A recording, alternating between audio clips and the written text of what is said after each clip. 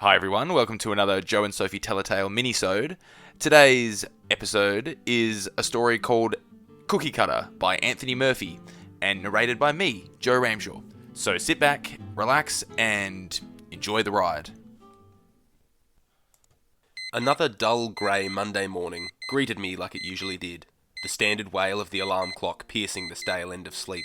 I pulled myself from the bed and forced myself through my usual Monday to Friday morning routine. Shower, dress, quick cup of coffee, and then a mad dash to catch the bus to work. I barely caught the bus.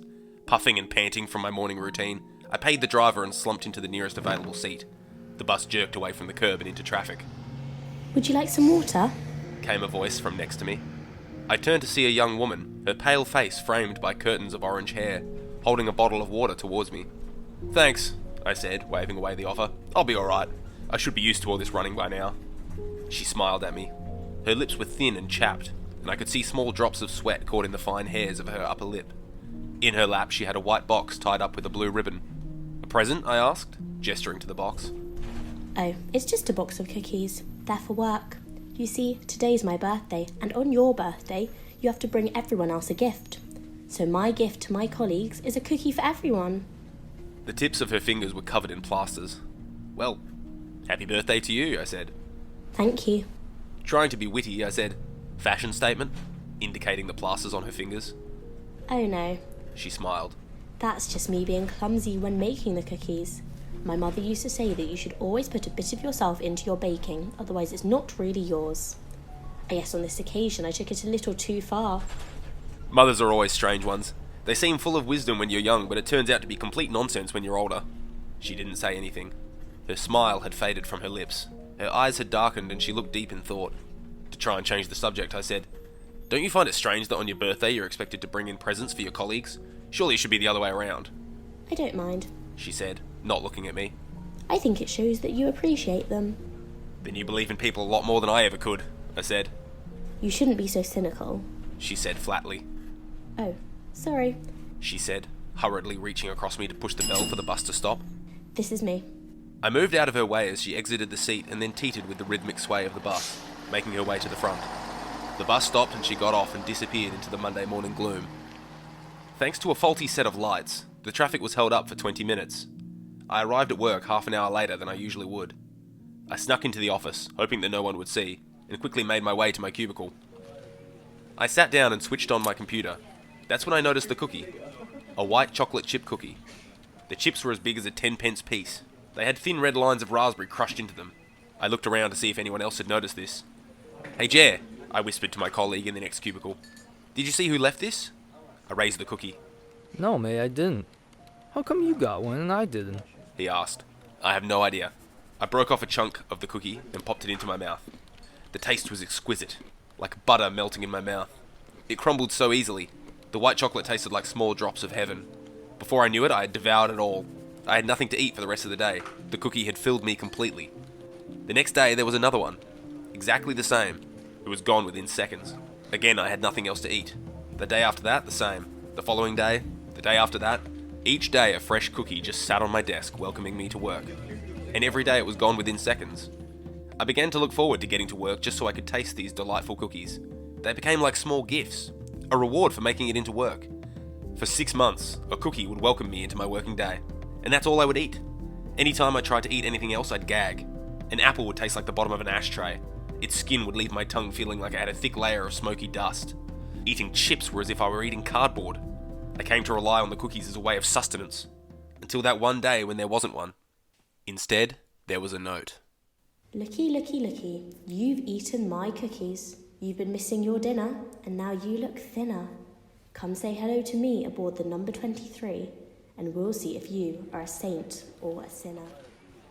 "Jer," I said, passing him the note. "Is this your idea of a joke?"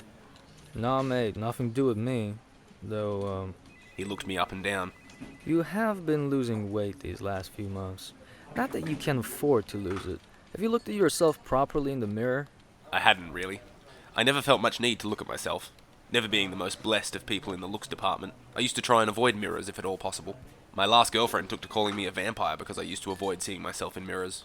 If I had to look at myself, I'd quickly glance and then be gone, like a fleeting shadow. I left work that day hungry and dispirited. My stomach rumbled and whined all the way home. It was so loud, like the combination of a wolf howling through a threshing machine. The other passengers on the bus looked around trying to figure out if there was something wrong with the bus. I expect they were relieved when I got off. I entered my house and went straight to the bathroom. I took off all my clothes and stood there, forcing myself to look at what stared back at me in the mirror. The sight frightened me. Skin sagged from my arms like bacon fat dripping from a grill tray, all off-colour white. My ribs stuck out like branches from a twisted tree, my stomach concave. My eyes were sunken into a hollow-cheeked face. I reached out to touch the mirror, my fingers pink-coloured bone. The next day I didn't go to work. The note had mentioned being aboard the number 23. I got up early and went to the bus depot and boarded the number 23. I rode around on it for a good few hours, seeing if anyone approached me or if I recognised anyone. On several occasions I drew strange looks from people. I guess my thin face gave off the air of someone coming down.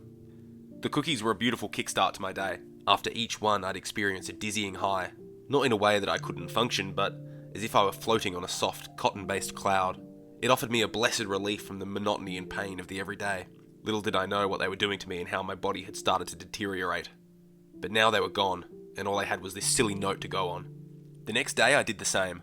I rode around all day, but again there was no one I recognised, and again no one approached me. For the next few weeks I rode around on the number 23, first thing in the morning to last thing at night. I tried to keep my strength up by eating as little as possible, but food still made me retch. I found that I could at least drink some water if I swilled it round my mouth several times before steeling myself to swallow. On occasion I found myself nodding off and waking suddenly, not knowing where I was. Then one day, I woke up. And a young woman was sat there. She was intently staring at me, her face boxed in by her orange hair. Her left arm was in a sling. The tips of her fingers on her right hand were covered in bloody plasters. We meet again. She said. I guess we do, I said. You've changed a lot since the last time I saw you, but I still recognise you. Yeah, well, I haven't been able to eat a lot. The only thing I've been able to eat were cookies someone left at my desk every single morning. Come with me, she said, and pressed the bell for the bus to stop. She half pulled, half dragged me from my seat. We got off the bus and I slumped into her, my strength mostly gone now. We must have looked a right pair as she guided me down the street. She moved with quite a pace and I barely knew where we were going. Streets faded into streets, houses blurred as we moved past them, until we were stood outside a small house at the end of a row. The door was bright red, so bright that it hurt my eyes to look at. Here we are, she said, opening the door and pulling me inside. She guided me to the kitchen and sat me down in a chair. The kitchen was a mess. A big bowl of what looked like dough was sat on the counter. There was flour across the work surfaces. A large metal cookie cutter was next to the bowl. She took off her sling. I saw what I thought was her bandaged hand. Only it wasn't her hand. It was a bloodied stump. What the... I told you when I first met you that I got carried away with putting myself into the baking. I didn't know it was going to have this effect on you, though. You were the one who was leaving me cookies? I asked. Yes, it was quite simple, really. I worked in the office downstairs, and every day I left a cookie on your desk. I just wanted to see what you'd do, and all you did was eat. You didn't offer it to anyone. You scoffed it down without a second thought, and well, now look at you. But they were divine, I said. The best thing I've ever tasted in my life. And all this time I was eating pieces of you? I retched, disgusted at the thought of eating human flesh. She looked at me like I was a little child. You never said thanks, she said. What? Thanks. It's polite to say thanks, don't you think? Not when you find out you've been eating parts of people, I said. You sound just like all the rest, she muttered, her fingers following the shape of the silver cookie cutter that was lying on the table. The rest? Yes, there were others, but they never lasted this long when I cut them off from their supply. She brought the cookie cutter right up to my face. I could feel its heavily serrated edge breaking my skin. She looked me straight in the eye and said, So, are you a saint or a sinner? But before I could reply, she dragged the edge of the cutter down my cheek, slicing a sliver of skin. The skin hung from my face and I screamed in agony. She pushed me from the chair to the floor and knelt over me, twisting the flap of skin off my face and stuffing it into my mouth. Say thank you. She had a malevolent look in her eye. I couldn't speak. The skin in my mouth choked my words. It felt like hard rubber. Say thank you, she repeated. She dragged the cutter down my shirt, tearing it open. Say thank you, she hissed. I coughed and gagged, begging her with my eyes. She drove the cutter into my chest, grinding it into my skin. Blood welled up, coating her fingers. I tried to scream. She kept her weight on the cutter, repeating, Say thank you. over and over again. The pain was intense. I tried to struggle, to shove her off me, but I had no energy. Her face was contorted in anger. Thin lips pulled back, showing her gleaming teeth. I tried to focus, but I couldn't. My eyes were drawn to the cutter. It was so bright, the light bouncing off it. It was almost blinding. Even though I could feel it in my chest, it seemed to be coming towards me, closer and closer, filling up my vision, until all I saw was shining, serrated steel. This audio production is copyright 2019 by the Joe and Sophie Tell a Tale podcast. All rights reserved. The copyrights for each story are held by the respective authors. No duplication or reproduction of this audio program is permitted without the written consent of Joe and/or Sophie.